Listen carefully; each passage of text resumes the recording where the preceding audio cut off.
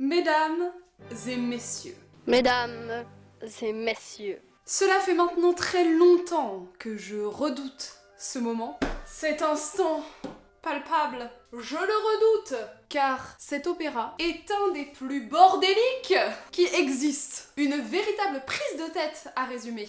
Et à mon avis, c'est pour ça que vous me le réclamez depuis longtemps. Hein. Je vais m'efforcer aujourd'hui de vous résumer Così fan tutte.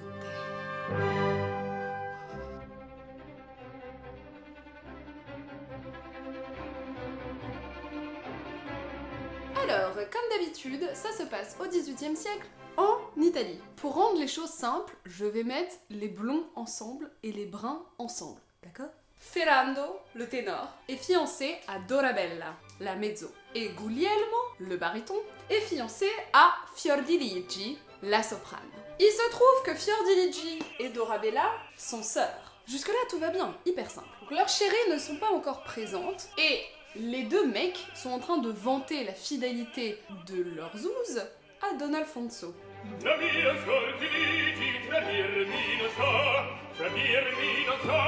Don Alfonso, il est plus âgé que les deux jeunes mecs, du coup il rigole doucement et il leur explique que toutes les femmes sont infidèles. Il parie aux deux mecs qui peut leur prouver que Dorabella et Fiordiligi leur sont infidèles. Ferrando et Guglielmo sont tellement sûrs d'eux qu'ils acceptent le pari.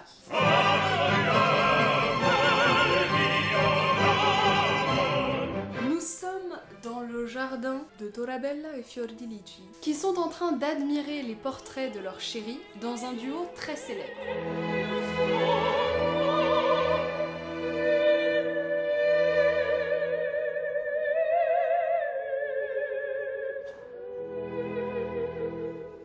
Quand soudain Don Alfonso arrive en courant et leur explique que Ferrando et Guglielmo ont été appelés pour se battre et qu'ils doivent partir aujourd'hui. Ferrando et Guglielmo arrivent, les adieux sont déchirants et ils partent à la guerre.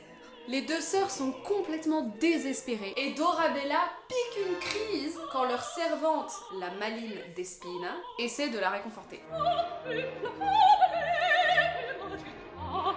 Quand les zouzes expliquent à Despina que leurs chéris sont partis à la guerre et que c'est la fin de leur vie et que peut-être ils mourront et oh mon dieu c'est tellement terrible, Despina leur explique que c'est peut-être pas si grave.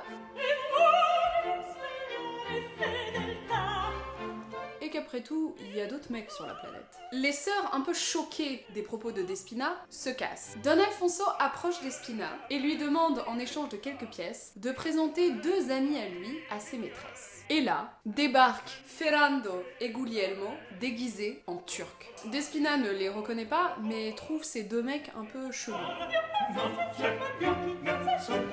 Et alors qu'elle les examine, Fiordiligi et Dorabella arrivent en chœur, en mode vénère.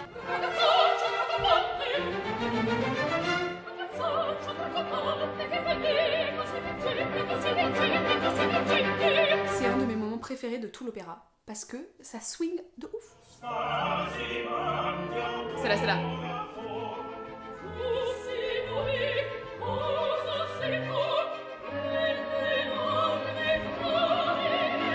C'est cool, non?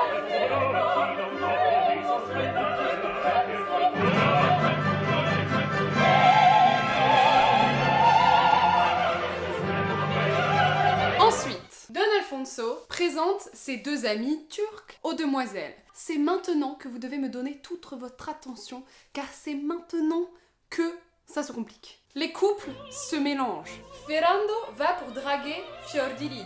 Et Guglielmo va draguer Dorabella. Ils pouvaient pas juste se déguiser en turc et draguer leur chérie, non. Ils sont obligés d'aller draguer la chérie de l'autre. Ferrando commence à draguer Fiordiligi. Et Fiordiligi, c'est la nana, elle est hyper... Elle se lance dans un air de 15 minutes, là.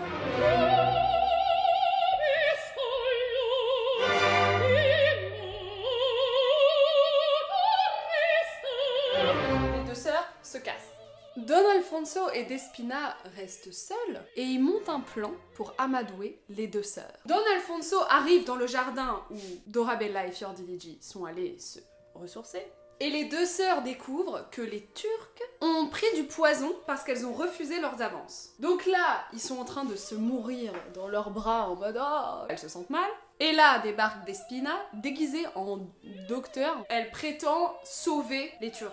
Une fois soignés, Ferrando et Guglielmo tentent de voler un baiser à Dorabella et Fiordiligi. Mais les sœurs restent fidèles et se cassent. Despina les rattrape, enlève son déguisement et elle demande à ses patronnes de bien vouloir accueillir les deux Turcs chez elle. Les deux sœurs au début tiennent à leur honneur, mais Despina arrive à les convaincre.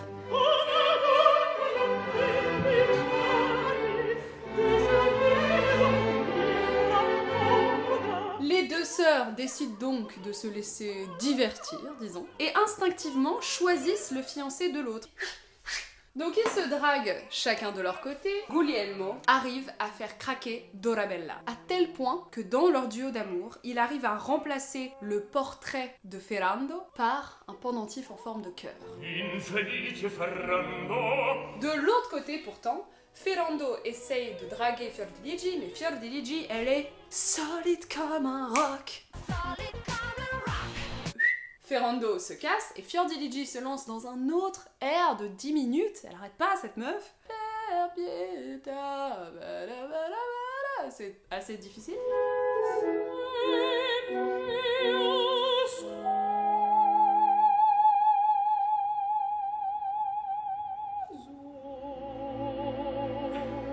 Ferrando et Guglielmo se retrouvent pour débriefer.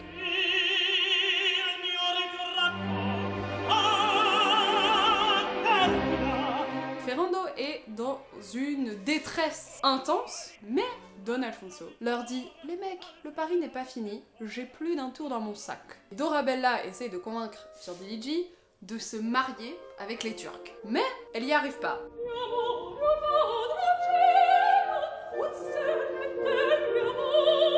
Fiordiligi reste seul. Ferrando débarque, il lui fait un coup de chantage affectif. Si elle ne se marie pas avec lui, il se suicide. Fiordiligi n'arrive pas à résister et décide d'accepter. Guglielmo, qui a vu toute la scène, est dégoûté de la vie. Et vu que Fiordiligi a accepté, la cérémonie de mariage des deux couples peut commencer. Despina est déguisée en notaire et leur fait signer des contrats de mariage. Et au moment où les deux sœurs ont signé les contrats de mariage, nous entendons...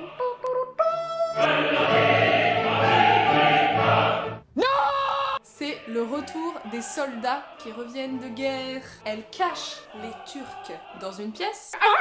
Ferrando et Guglielmo ont juste le temps d'enlever leur déguisement et rentrent dans la pièce. Et ils prétendent de trouver les deux contrats de mariage signés. La preuve donc que leurs chéris ont été infidèles. Ferrando et Guglielmo sont là. Où est-ce qu'ils sont ces deux Turcs? Ils rentrent dans la pièce où les Turcs sont allés se cacher et ressortent avec les turbans sur la tête. Donc, dévoilent toute la mascarade. Donc les deux sœurs et Despina sont choquées, outrées. Et Don Alfonso, il est là. Oh, bah c'était une petite boutade pour montrer que vous êtes des femmes faciles. Allez, mariez-vous maintenant. Et ils se marient. Mais les couples originaux, hein. Donc Dorabella et Ferrando et Fiordiligi et Guglielmo. T'imagines les tensions sexuelles au repas de famille après?